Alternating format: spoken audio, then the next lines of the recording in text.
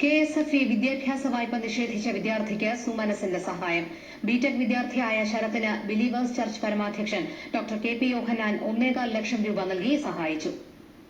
തക്കല ന്യൂറുൽ ഇസ്ലാം engineering കോളേജിൽ മകൻ Sarath സുഗതന് BTech പഠനത്തിന് ആറ്റിങ്ങൽ കൊടുവാഴൂർ സ്വദേശി സുഗതൻ പ്രഭാകരൻ 4 ലക്ഷം രൂപ വിദ്യാഭ്യാസ വായ്പ നേടിയിരുന്നു. മുഖ്യമന്ത്രിയും ധനകാര്യമന്ത്രിയും ഇടപെട്ടെങ്കിലും ശരത്തിന് ഇതുവരെ വായ്പ ലഭിച്ചില്ല.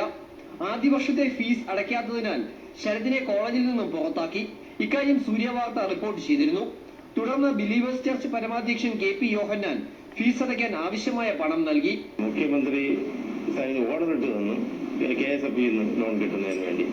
എന്നിട്ട് അവർ റിഫ്യൂസ് ചെയ്ത്, അതിൻ്റെ MD റിഫ്യൂസ് ചെയ്ത്.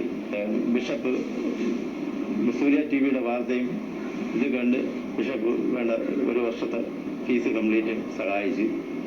ഈടില്ലാതെ 4 ലക്ഷം രൂപ വരെ വിദ്യാഭ്യാസ വായ്പ അനുവദിക്കാമെന്ന കേന്ദ്ര സർക്കാർ നിബന്ധന നിലനിൽക്കെയാണ് ധനകാര്യ സ്ഥാപനത്തിന്റെ ഈ ക്രൂരത. മനുഷ്യാവകാശ കമ്മീഷനും റിസർവ് ബാങ്ക് ഓംബുഡ്സ്മാനും ഇടപെട്ടിട്ടും സുഗതന് ഇതുവരെ വായ്പ ലഭിച്ചിട്ടില്ല. സൂര്യ ന്യൂസ്, തിരുവനന്തപുരം.